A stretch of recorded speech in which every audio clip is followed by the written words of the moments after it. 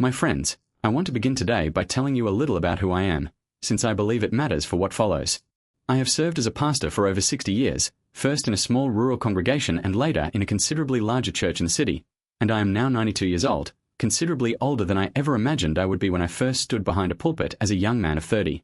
I have buried more members of my own congregation than I can accurately count.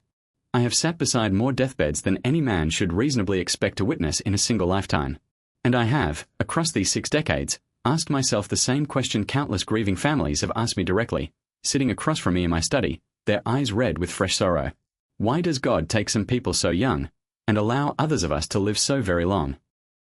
I want to be honest with you that I do not believe I have arrived at any final, complete answer to this question, and I remain deeply humbled by how much genuine mystery still surrounds it. But across 6 decades of ministry, 60 years of watching who lives long and who does not, and why, I have come to notice certain patterns, certain purposes that seem to reveal themselves, again and again, in the lives of those of us fortunate enough to be granted these additional years past 80. I want to share 6 of these reasons with you today, not as certainties handed down from on high, but as honest, hard-won observations from a man who has spent his entire adult life watching very closely for exactly this kind of pattern. I want to say plainly, before I begin, that I do not believe these extra years are given only to the especially righteous, nor do I believe their absence in someone who died young reflects any failure or lesser worth on that person's part. I have buried saints far younger than myself and comforted sinners who lived well into their 90s. What I want to share with you today is not a formula for earning extra years, but rather an honest reflection on what I believe these years, once granted, are actually for, drawn from 6 decades of watching how those of us who receive them tend to use them, and why I believe this particular gift, however mysterious its distribution, so often serves a purpose considerably larger than our own comfort alone. The first reason, to become a living witness for those who have not yet suffered, I want to begin with something I have witnessed more times than I can count across my 60 years of ministry, the particular, irreplaceable comfort that only someone who has genuinely survived deep suffering can offer to someone currently drowning within it. I have sat beside countless young widows, countless parents who had just lost a child, countless souls facing a frightening diagnosis, and I have watched, again and again, how my own words as their pastor, however carefully chosen, could never quite reach them the way the presence of another elderly member of our congregation could, someone who had survived this exact same grief decades earlier and now sat beside them simply as living, breathing proof that survival was genuinely possible. I recall, quite vividly, a woman in our congregation named Ruth, widowed in her own 30s with 3 young children, who spent nearly 2 years unable to find any genuine comfort in my own pastoral counsel, however sincerely I offered it. It was only when an elderly member of our church, a woman well into her 80s who had lost her own husband nearly 50 years earlier, began sitting with Ruth regularly, offering not advice but simply her own quiet, living testimony, that Ruth finally began to heal. I believe, watching this pattern repeat itself countless times across 6 decades, that one genuine reason God allows certain souls to live past 80 is precisely this, to become a living witness, a walking, breathing proof of survival for those who have not yet endured what we ourselves have already survived, a witness that no amount of theological instruction from a younger pastor could ever fully replace. I have thought often, across my own years of ministry, about why this particular kind of witness carries such distinctive power. I believe it is because words alone, however true and however carefully chosen, remain abstract until they are embodied by an actual, living person who has walked through the very fire currently consuming the one seeking comfort. A young widow does not need to be told that grief eventually softens. She needs to sit across from a woman who buried her own husband decades earlier and yet still rises each morning, still laughs, still finds genuine joy in an ordinary day, proof considerably more convincing than any words I could ever offer from behind my own pulpit. The second reason, to finally repair what younger pride once refused to mend, the second reason I have observed, watching countless families across 6 decades of ministry, is that these additional years often provide a final, crucial window for repairing relationships that younger pride, younger stubbornness, or younger business had allowed to remain broken for far too long. I have watched, more times than I wish to count, elderly members of my own congregation finally reconcile with an estranged sibling, an estranged child, an old friend, reconciliations that, had death arrived at 70 or 75 instead, would simply never have occurred at all. I recall a man in our congregation named Samuel, estranged from his own brother for nearly 30 years over an old business dispute neither of them could even clearly recall the original details of by the time they finally spoke again. It was only in his mid-80s, following a health scare that frightened him considerably, that Samuel finally found the courage to call his brother directly, and the 2 men spent their remaining years, nearly a full decade together, closer than they had been since their own childhood. I believe these additional years past 80 are very often given precisely for this purpose, to offer one final, crucial window during which the pride and stubbornness of younger decades might finally soften enough to permit a genuine repair that would otherwise have remained permanently, tragically unfinished. I have often reflected, in my own study, on why this particular softening seems to arrive so much more readily in our 80s than it ever managed to arrive during our 60s or 70s, when the same reconciliation would have been just as available to us in principle. I believe advanced age itself performs a kind of quiet, humbling work on the human heart, stripping away the pride and self-justification that once made an old grievance feel so important to defend. Samuel told me, during one of our final conversations before his own passing, that he could no longer even remember why the original dispute with his brother had once felt so consequential, and he wept, quite openly, at the years of closeness their mutual stubbornness had cost them both. The third reason, to pass down wisdom that can only be earned through genuine time. The third reason I have observed, watching countless grandparents across 6 decades of ministry, is that certain forms of genuine wisdom simply cannot be transmitted to the next generation except through the direct presence and example of someone who has lived long enough to have genuinely earned it. I have watched grandchildren absorb lessons from their elderly grandparents, patience through genuine hardship, faith sustained through genuine doubt, forgiveness offered after genuine decades of grievance, lessons that no book, no sermon, and no younger relative could have taught them nearly so effectively as the direct, living example of someone who had actually walked that particular road themselves across many decades.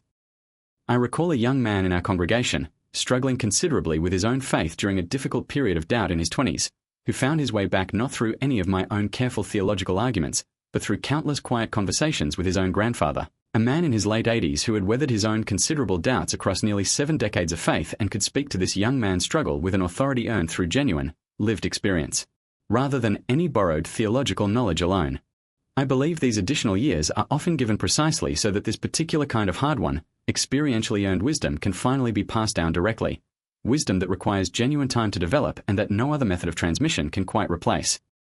This particular grandfather told me, once, that he had never once tried to argue his grandson out of his doubt, understanding instead that doubt itself is often a genuine and necessary part of a maturing faith rather than something to be corrected through clever argument. He simply shared, patiently and honestly, his own decades of wrestling with these same questions, offering his grandson not answers but genuine companionship in the questioning itself.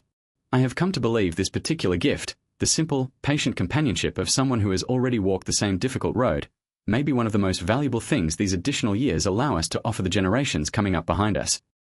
The fourth reason, to offer the family genuine time to say goodbye properly. The fourth reason I have observed, sitting beside more deathbeds than I can accurately count across 6 decades, is that these additional years, particularly the final months and years when decline becomes visible and unmistakable, often provide families with something considerably more valuable than we typically acknowledge: genuine time to prepare, to say what needs saying, to grieve gradually rather than through the sudden, shattering shock of an unexpected loss.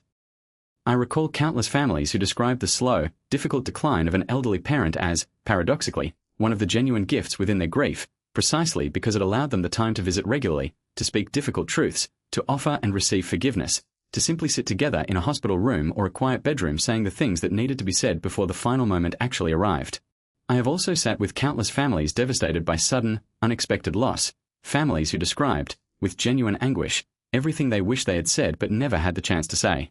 I believe these additional years past 80, however difficult the physical decline that often accompanies them, frequently serve this precise purpose, offering families a genuine, if painful, gift of preparation that a sudden loss, however peaceful in its own way, simply cannot provide. I think, in particular, of a family in our congregation whose elderly mother spent her final 2 years in a slow, gentle decline, years that allowed each of her 4 adult children ample opportunity to visit, to reminisce, to finally address a handful of old family tensions that had gone unspoken for decades. Her eldest daughter told me, at the funeral, that these 2 difficult years had actually become some of the most precious of her entire relationship with her mother, difficult as the physical decline itself genuinely was to witness. She said she now understood these years not as a cruel prolonging of suffering, but as a genuine, if bittersweet, gift of time she would not trade for any alternative, however much easier a sudden loss might have initially seemed. The fifth reason, to demonstrate that faith can genuinely sustain a person to the very end. The fifth reason I have observed, watching countless elderly members of my own congregation approach their own final years, is that these additional years often serve as a final, powerful demonstration to an entire community that genuine faith can sustain a person not merely through youth and health, but genuinely to the very end of a long, difficult life, through failing health, through the loss of a spouse, through the countless small losses that accompany advanced age. I recall a woman in our congregation named Eleanor, who remained in our church nearly every single Sunday until her mid-90s, her body considerably weakened by age but her faith, by every visible measure, considerably deepened rather than diminished by the decades of hardship she had weathered. Countless younger members of our congregation told me, across the years, that watching Eleanor's steady, unwavering faith through her own advanced age did more to strengthen their own faith than any sermon I had ever preached from the pulpit. I believe these additional years are often given precisely so that a genuine, living demonstration of sustained faith might be offered to an entire watching community, a demonstration that words alone, however carefully composed, could never quite provide with the same undeniable, lived authority. Eleanor herself once told me that she had never set out to be any kind of example for anyone, that she simply continued attending church each week because doing so remained, quite simply, the truest expression of who she was and what she believed. It was precisely this lack of any performance or self-conscious effort, I have come to believe, that made her witness so genuinely powerful. The younger members of our congregation were not watching a woman trying to demonstrate faith. They were watching a woman who simply, quietly possessed it, decade after decade, through every hardship her long life had asked her to bear.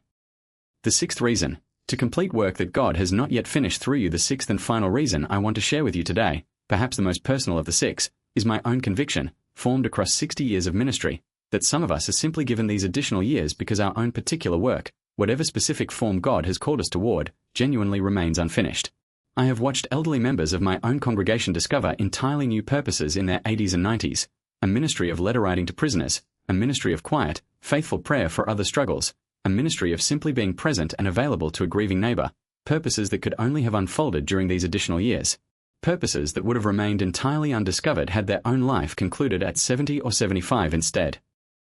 I think, in this particular reflection, of my own life and ministry, which I fully expected to conclude with my retirement from active pastoral duties in my late 70s. Instead, I have spent these additional 15 years counseling countless grieving families in a more informal, unofficial capacity, writing down reflections much like the ones I am sharing with you today, and discovering, to my own genuine surprise, that some of the most meaningful work of my entire 60-year ministry has occurred not during my official years behind the pulpit, but during these additional years I never expected to receive at all. I believe, with considerable conviction earned across 6 decades of careful observation, that these additional years past 80 are very often given precisely because God's particular work through a given life remains, quite simply, not yet finished. I recall, too, several members of my own congregation who discovered entirely unexpected callings in their 80s and 90s, a retired schoolteacher who began tutoring struggling children in our community for the first time in her late 80s, a former businessman who spent his final decade quietly, faithfully visiting prisoners no family member ever came to see. Neither of these callings had been part of any earlier life plan. Both arrived only once these individuals had lived long enough to discover them, evidence, I believe, that God's work through a life does not necessarily conclude simply because a career or an earlier chapter has ended, but often simply waits, patiently, for its proper season to finally arrive. My friends, I want to be honest with you that I do not offer these 6 reasons as a complete or final explanation for a mystery that remains, in many genuine respects, considerably beyond my own limited human understanding. I have buried faithful, devoted souls who died tragically young, and I do not believe their lives carried any less genuine purpose or meaning than my own considerably longer one. What I offer you today is simply an honest reflection, drawn from 60 years of careful pastoral observation, on what I believe these particular additional years, when they are granted, are most often actually for. I want to say something further on this point, because I believe it matters. I have sat with grieving parents who lost a child in infancy, and I have never once told them that their child's brief life somehow lacked the purpose or meaning of a longer one. I do not believe this, and I would consider it a genuine cruelty to suggest otherwise. What I have shared with you today concerns specifically those of us who are granted these additional years, and attempt to understand what this particular, specific gift is generally for, not a claim that a shorter life is somehow lesser or less purposeful in God's larger design, a design that remains, in its fuller sense, genuinely beyond any of our complete understanding. I think often, in my own advanced age, of how differently I might have understood my own life's purpose had I departed this world at 75, as I once genuinely expected to. I would never have witnessed Ruth's healing through the presence of another survivor. I would never have watched Samuel's reconciliation with his own brother after 30 years of estrangement. I would never have discovered this particular, unexpected ministry of writing and reflection that has occupied these additional 15 years so meaningfully. I have come to believe, watching this pattern across an entire lifetime of ministry, that these additional years, however mysterious their distribution, are rarely wasted when we remain genuinely open to whatever purpose they are actually meant to serve. If you are watching this today and you find yourself, as I do, considerably older than you ever expected to become, I want to gently encourage you to consider which of these 6 reasons might genuinely apply to your own remaining years. Perhaps you are meant to become a living witness for someone currently drowning in a grief you yourself have already survived. Perhaps an old, broken relationship in your own life is genuinely still waiting for the reconciliation that only these additional years can still provide. Whatever the particular purpose God has in mind for your own remaining years, I want you to trust, as I have come to trust across 60 years of careful observation, that these years are rarely given without genuine reason, however mysterious that reason may remain to our own limited human understanding. Thank you so much for spending this time with me today. I hope something I shared offers you a deeper sense of purpose and meaning within your own remaining years, whatever number of them you are ultimately granted. Take care of yourselves, my friends. Remain genuinely open to whatever particular work these additional years may yet ask of you, and trust that the gift of long life, however mysterious its purpose sometimes appears, is very rarely given without genuine reason behind it. Until next time, this has been Eternal Flame Wisdom. Stay faithful, stay open, and remember, the years you have been given were very likely given to you for reasons still waiting patiently to be discovered. Thank you for watching.